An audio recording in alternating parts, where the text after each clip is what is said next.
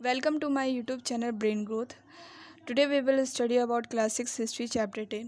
आप लोग मेरे वीडियो के जो भी वीडियो आता है आप लोग प्लीज़ उसे स्किप ना करके आप उसे पूरा देखें और मेरे चैनल को ज़्यादा से ज़्यादा शेयर करें अपने फ्रेंड के साथ गाइस, और प्लीज़ इसे सब्सक्राइब करें।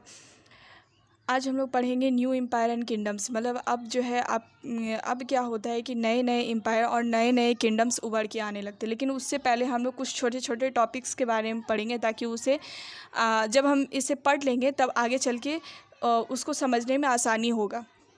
तो टॉपिक नंबर फर्स्ट है प्रशस्तीस। प्रशस्तीस एक ऐसा वर्ड है जिसका मतलब होता है इन प्रेज ऑफ, मतलब किसी भी रूलर के बारे में अच्छाई लिखना, निगेटिव साइन नहीं लिखना, सिर्फ और सिर्फ पॉजिटिव साइन लिखना कि वो कितने अच्छे थे, उन्होंने कितनी विक्ट्रीज़ की, कितने बैटल्स उन्होंने लड़े, क्या क्या उन्होंने जीता, क्या क्या उन्होंने बनवाया, सिर्फ प्रेज में लिखना, उनके निगेटिव साइड नहीं लिखना।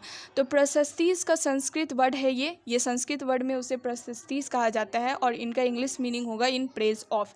ये सिर्फ और सिर्फ रूलर के लिए कंपोस्ट किया जाता था।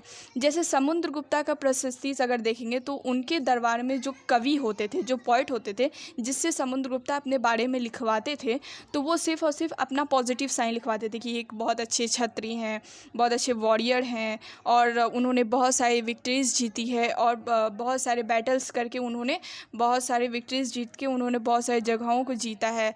और इससे हम लोगों को कुछ इन्फॉर्मेशन भी मिलता है, जैसे कि प्रशस्तीस बुक में क्या होता है, किसी भी रूलर के प्रशस्तीस बुक में मैप भी ड्रॉन होता था, जिससे हम लोगों को उनके बॉर्डर के बारे में पता चल जाता था कि वो कहाँ से कहाँ तक राज करते थे, और बहुत सारे साइंस मिल जाते थे, बहुत सारे मैप्स मिल जाते थे। तो इससे हम लोग को बहुत सारी इन्फॉर्मेशन मिलते हैं, आर्कियोलॉजिस्ट को हेल्प मिलता है हिस्ट्री को ईजिली स्टडी करने में। तो ये प्रशस्ति एक ऐसा एविडेंस हो गया जिससे आर्कियोलॉजिस्ट को एंशिएंट टाइम के बारे में और अच्छे से समझ में आ जाता है। तो ये आपका प्रशस्ति कुछ नहीं है, बस ये है कि ये रूलर के बारे में सिर्फ पॉजिटिव साइन लिखता है, निगेटिव साइन नहीं लिखता है।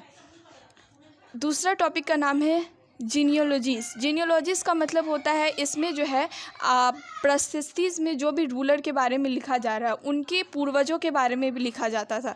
जैसे समुद्रगुप्ता के पापा, उनके पापा मतलब दादा परदादा, उन सब के बारे में लिखा जाता था कि उनके पहले कौन आए, उनके पहले कौन आए, उन्होंने कितना एरिया कवर किया, उन्होंने कितना एरिया जीता। ओके, अब इसमें बताया गया इंस्क्रिप्शन। जैसे कि मैंने पहले भी आप लोगों को पढ़ाया है इंस्क्रिप्शन क्या होता है। इंस्क्रिप्शन उसे कहते हैं जो स्टोन या वॉल पे लिखा हुआ होता है, उसे हम लोग इंस्क्रिप्शन कहते हैं। एंड कॉइन्स, ये दोनों चीज़ हम लोग को क्या करता है कि इन्फॉर्मेशन देता है। चंद्रगुप्ता टू, देखिए चंद्रगुप्ता का पूरा नाम होता है, ये जो टू जो वर्ड यूज़ होता है ना, इसकी जगह विक्रमादित्य होता है, विक्रमादित्य। इनका पूरा नाम चंद्रगुप्ता विक्रमादित्य है। इसको शॉर्ट फॉर्म में हम लोग चंद्रगुप्ता टू कहते हैं। ये किसके सन थे? समुद्रगुप्ता के, समुद्रगुप्ता की ये सन थे चंद्रगुप्ता टू। तो इनके बारे में बताया गया है, इनके बारे में हम लोग को बहुत सारे इंस्क्रिप्शंस और बहुत सारे कॉइन्स से पता चलता है। इन्होंने अपने एरिया को बहुत ज़्यादा बढ़ाया था वेस्ट की तरफ। ऊपर नॉर्थ होता है, नीचे साउथ होता है, इधर वेस्ट होता है, इधर ईस्ट होता है। इट्स मीन इन्होंने अपने एरिया को इस साइड बहुत ज़्यादा बढ़ाया, गुजरात और राजस्थान के साइड में। तो इससे पहले तो हम लोग को समुद्रगुप्ता के बारे में पता चला जब हम लोग ने प्रशस्तीस के बारे में पढ़ा। दूसरा जब हम लोग जियोलॉजिस्ट के बारे में पढ़े तब उनके बेटे के बारे में पता चला चंद्रगुप्ता टू, जिसे हम लोग चंद्रगुप्ता विक्रमादित्य भी कहते हैं। अब हम लोग थर्ड टॉपिक में एक महान राजा के बारे में पढ़ेंगे जिसका नाम है हर्षवर्धन। हर्षवर्धन एंड हर्षचरिता। हर्षचरिता कोई रूलर नहीं है, ये एक बुक है, ठीक है, ये इन्हीं से रिलेटेड एक बुक है। बानावट्टा एक कोर्ट में, उनके दरबार में, हर्षवर्धन के दरबार में, वहाँ पे एक कवि के रूप में काम करते थे। उन्होंने हर्षवर्धन का पूरा बायोग्राफी लिखा। उस बायोग्राफी जो लिखा, उस बुक का नाम हर्षचरिता है, जिसमें उन्होंने उनका पूरा बायोग्राफी लिखा। उस बुक का नाम हर्षचरिता है, जो कि संस्कृत में लिखा, इंग्लिश हिंदी में नहीं लिखा, संस्कृत में लिखा।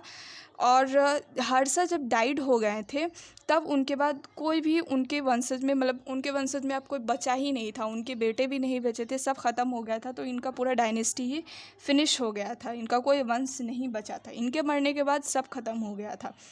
और इनके राज में ऐसा कहा जाता है कि हर्षवर्धन जब जिंदा थे तब इनके राज में फेमस जोंग जैंग, जो कि चाइनीज़ से आए थे, यहाँ ट्रैवलर बन के आए थे, इन्होंने हर्षा के दरबार में, मतलब हर्षवर्धन के साथ बहुत सारे टाइम स्पेंड किए, हर्षा के दरबार में ये रहते थे। तो हम लोगों ने क्या क्या जाना, आज हम लोगों ने परिस्थितिज के बारे में जाना, जिसके अंतर्गत हम लोग समुद्रगुप्ता के बारे में जान गए। फिर जोनोलॉजिस्ट के बारे में जाना, जो कि उनके बेटे चंद्रगुप्ता टू, जिसे चंद्रगुप्ता विक्रमादित्य भी कहते हैं। और फिर हम लोगों ने हर्षवर्धन और हर्षचरिता के बारे में भी जाना कि हर्षचरिता एक बुक था जिसके अंतर्गत हर्षवर्धन की पूरी बायोग्राफी लिखी गई थी। तो अगर आप लोगों को मेरा चैनल पसंद आता है तो प्लीज़ आप इसे ज़्यादा से ज़्यादा सब्सक्राइब करें, लाइक करें एंड शेयर करें गाइस। Thank you.